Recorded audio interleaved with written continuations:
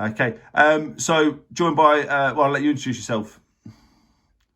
I'm Tom Wing. I was a student at Loughborough from 2012 to 2014. I did the sports coaching and development course, I think it was back then. Not sure if it's still the same now. Yeah. 3. I've gone on to be a PE teacher at Orchard Mead Academy. That's where I'm at now. Okay, perfect. So you did the BTEC Sport. How did that prepare you, do you think, for the job you're doing now then? What was the good things about the course you did at Loughborough? It played a massive part in me. First of all, you have to go through some quite outlined steps on your way up to becoming a teacher. You have to do a university degree related to the teacher qualification you want to do. In my case, it was physical education, and then that gets you onto hopefully onto a PGCE. The course though from Loughborough, we went to sports coaching, sports leadership, nutrition, a whole range of things related to sport. So it didn't just narrow you down to one career. You could choose anything within sport. It taught me how to complete coursework on time, made me punctual. It gave me people skills because I was going out, meeting different people all the time in different lessons, talking to the staff who treated you like an adult, which I think is a massive thing. So I know a lot of sixth forms you can still be treated like a pupil, but to go somewhere where you're treated like an adult and given quite a bit of responsibility to represent Loughborough College really gave me a big insight in what it means to go out into the public and deliver what I thought would be a good sports session. In terms of getting you into university, it's fantastic. It helps you no end with your UCAS application, put you in the right line, great references, gave you sessions to actually complete your UCAS applications in, which was really good, and just gave you some key points because they've been there and done it. So you could always just ask one of your lecturers, one of your teachers, your tutor for some help, and they're always there for you. No, like I say, I mean, it's fantastic to hear that, like I say, and see you go from the BTEC, going on to do your physical education degree, and then obviously coming in to do obviously your PGCE to become a teacher, and then obviously you're now in your first NQT year, newly qualified teacher year now at Orchard Mead, which is a secondary school in Leicestershire. What's the good things and bad things about being a PE teacher then, Tom? What do you enjoy? And what are the kind of the pitfalls? The good things, I love sport. Always loved sport since I was at high school, secondary school. Really fancied being a PE teacher. That's why I went through the route that I have. I have to remind myself sometimes I've stood out on the field teaching athletics, 30 pupils. I'll be like, I'm getting paid for this. This is what it's all about. Shorts on, sunnies on, quality. There is a lot of hard work that goes on behind the scenes, but stuff like that I've just said just makes it all worth it. So your teaching planning, your meetings, your extracurricular, your fixtures. Okay, it is a busy job, but it's something that I love about the job. There's not 1 minute where you're sat clock watching, thinking, I wish today was done, like running down the clock. Well, I have been in jobs. I've worked part-time jobs in shops, etc. But I have just sat there and been like, bloody hell, it's 5 o'clock yet. But in the job that we're in, you do not get that at all. The day's gone before you know it. Working with young people was fantastic. Seeing them develop and turn into something is brilliant. Seeing them get those qualifications at the end of the year that you pushed them so hard to get is a really rewarding job. The hard bits of that job, it can be long hours, like I've said. Sometimes I'll get into work at 7:30. I won't get back from a fixture till 7:30. But at the end of the day, I'm taking a bunch of lads or a bunch of pupils over to another school to take part in sport, which is what it's all about. For me, it was my dream job from day one. So now I'm here, very happy with it. Couldn't recommend it enough. So, what can learners do now then, if they're interested in being a PE teacher? Because you obviously teach secondary schools, and obviously there's options to go and teach further education. What was it about secondary schools that appealed to you instead of doing FE or even primary school? What was it about secondary? When I was at Loughborough, I did a lot of work experience in primary and some in secondary school as well, but the majority was in primary. And I just felt like I wanted an older age group that you can form a bit more of a professional relationship with, and you can have a bit of banter with, to be honest. Yeah. With with primary school kids, you teach your lessons, but you can't really have a chat with them about football at the weekend, so to speak, like you can with students at secondary. But yeah, so that's really good. But then also the range of stuff you can do at secondary as well. You get to do D&V, sports leaders, and there's a good line of progression within secondary school in terms of pay as well. And the holidays fantastic. Yeah. So obviously you mentioned a little bit there. So during your college course, you did some work experience back at your old schools at John Fernley. Is that something learners can do now then?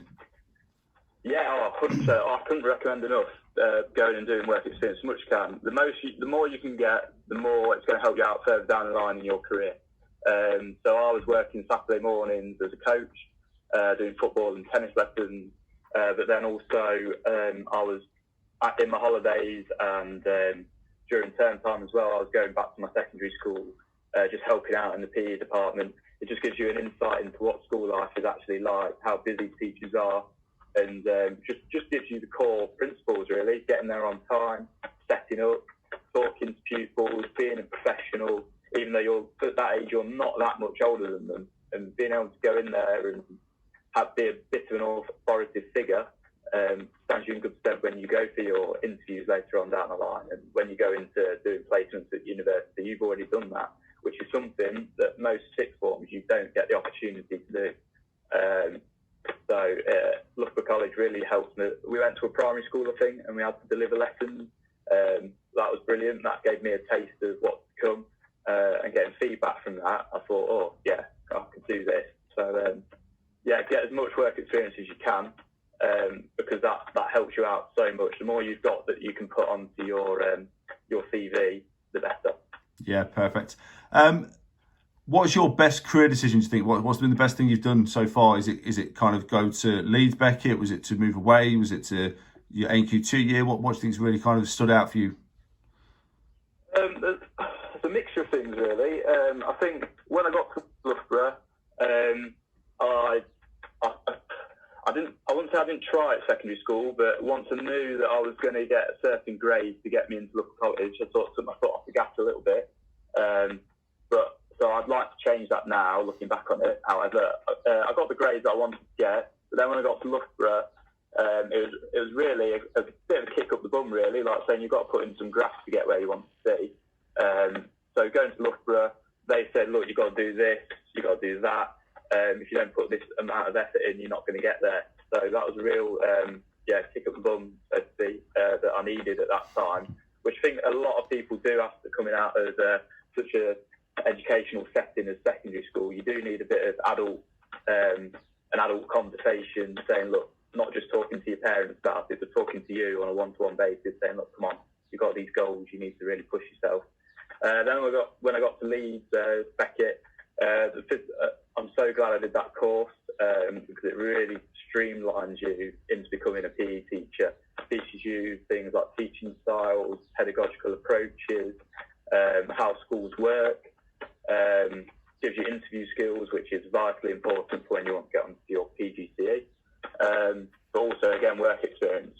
Work experience is massive. Even along my university degree, which can be very, very busy, I was still coaching 2-3 times a week, going into schools when I could do, just picking up bits of knowledge of people around me from different PE teachers, saying, oh, you need to do this next, you need to do that next, make sure you get this on your CV, make sure you get that.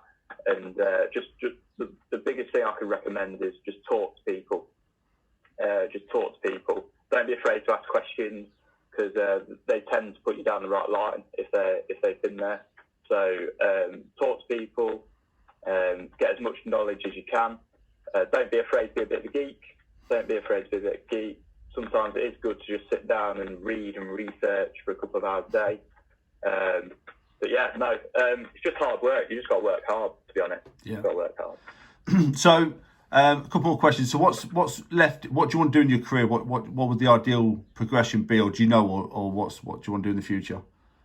Yeah, I set myself specific goals. Like going back when I left Fernley, I had a goal that I wanted to get to university. When I got to university, I had a goal that I wanted to get on a PGCE.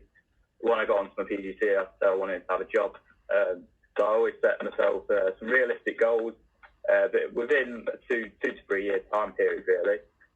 So at the minute, I've done my NQT year, been cut short a little bit due to current circumstances, but yeah, I've loved every minute of it. So now I want to progress. I'm starting to look at bigger and better opportunities within the school. So there's progression such as head of year, where you take on a year group, which is something that is quite interesting to me. However, I'm looking at more of the subject-specific routes. So I'd like to become second in department, then progressively head of department, and then I'd like to end up being a head teacher down the line. But that's quite an ambitious target, but it is something that I really strive towards. No, that's great. That's great here. The last question then, Tom, for me is if you could go back to Loughborough and talk to yourself back in 2012, 2011, 2013, 14, what would you say to yourself? What advice would you give yourself? Take it seriously from the off, because I remember when I was at Loughborough the first couple of months, I didn't really know what I was doing, so to speak. I turned up, sat in the lessons, but didn't really apply myself as much as I should do. And then it took me about 3 months to realise, all right, I really need to get a grip of this, because I thought the stereotypical BTEC is that it's going to be easy, but I think as learners probably listen to this will realise that it's not easy. You probably do so much more work than they would do at an A level. Yeah. So get a head start as you mean to go on. Don't get yourself caught behind. Stick to your deadline. Do a bit of work each week. Don't leave it to the last minute, because that's what makes you stress. So just get started on it as soon as you can.